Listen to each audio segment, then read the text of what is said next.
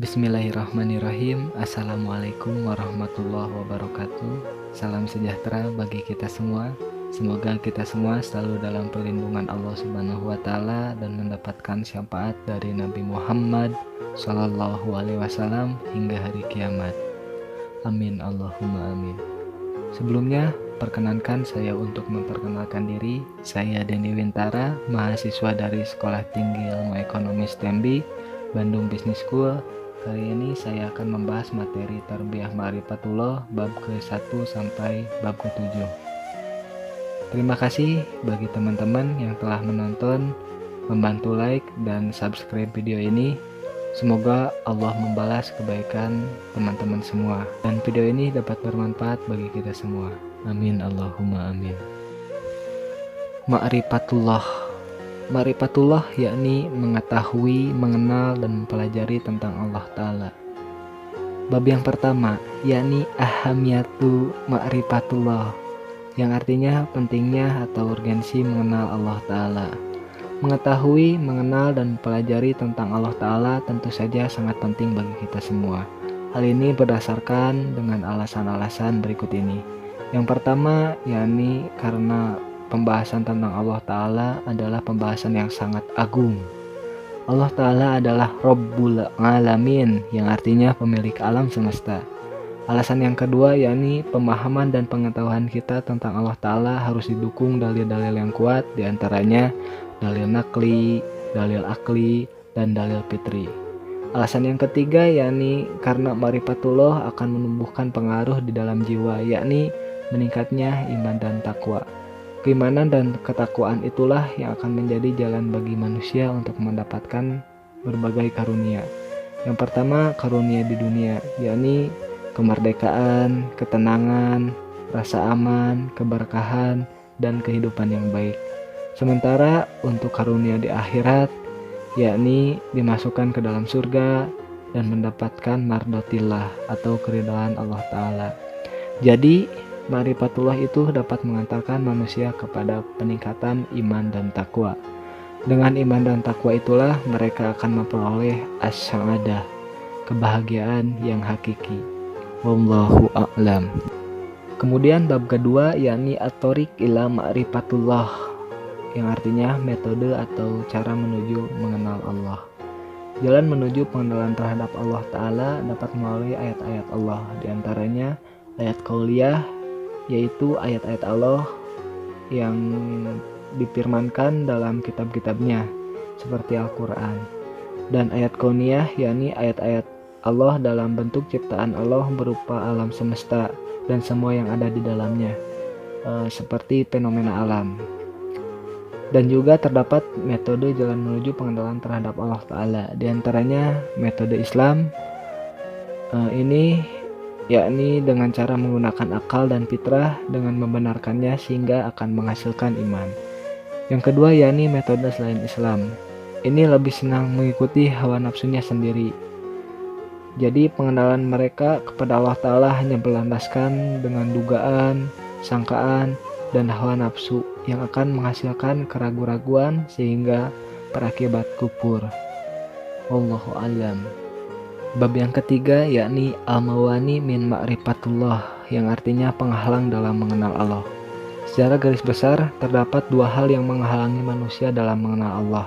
Yang pertama yakni maradus syahwat, yang artinya berkaitan dengan penyakit hati berupa nafsu dan kesenangan, diantaranya fasik, sombong, zalim, dusta, dan banyak dosa. Jika dilakukan akan dimurkai oleh Allah dan bisa diobati dengan mujahadah. Yang kedua yakni maradus syubhat, atau berbagai hal yang menimbulkan keraguan, lebih banyak berkaitan dengan masalah akal dan logika, diantaranya jahil, ragu-ragu, menyimpang, dan lalai. Jika itu terus dilakukan maka akan berakibat sesat, tetapi dapat diobati dengan ilmu. Wallahu a'lam.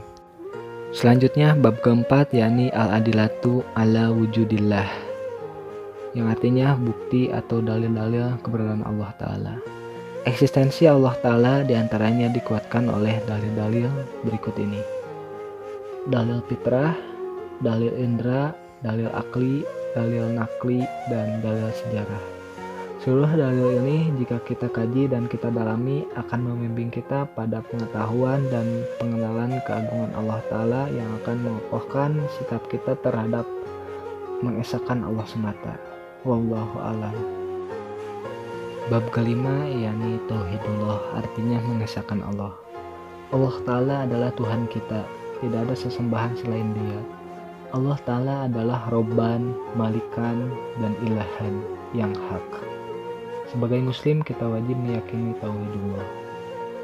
Di dalam ajaran Islam mencakup diantaranya rububiyah, yakni mengakui dan meyakini Allah Ta'ala sebagai satu-satunya Rob. Dialah Kholikon, pencipta, Rojikon, pemberi rezeki, dan Malikan, pemilik. Yang kedua yakni Mulkiyah, yakni mengakui dialah Waliyan, pemimpin atau pelindung, dan Hakiman yang menetapkan aturan atau hukum.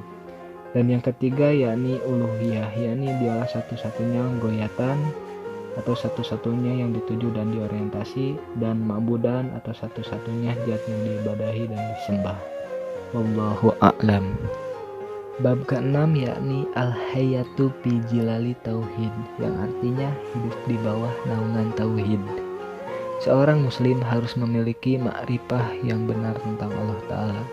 Ia harus memahami dan meyakini bahwa Allah Ta'ala memiliki kesempurnaan dalam al-zat atau esensi, as-sifat atau sifat, al-asma atau nama-nama, dan al-af'al atau perbuatan. Dengan itulah yang menumbuhkan kesadaran at-tauhid yang meliputi tauhid asma wa sifat, tauhid rububiyah, tauhid mulkiyah, dan tauhid uluhiyah, terangkum dalam satu kalimat yakni La ilaha illallah, tiada ilah selain Allah. Maka seorang muslim yang di bawah naungan tauhid adalah mereka yang menjadikan Allah sebagai yang dicinta, yang dimaksud dan yang dituju, raja yang ditaati, dan ilah yang abadi. Dengan hidup di bawah naungan tauhid seperti inilah manusia akan terbimbing ke arah hayatun thayyibah atau kehidupan yang baik. Wallahu a'lam. Selanjutnya pembahasan yang terakhir, bab ke-7 yakni makna la ilaha illallah. Dalam pembahasan makna ilah, kita sudah mengetahui bahwa kata ilah artinya adalah al-ma'bud, yang artinya yang disembah.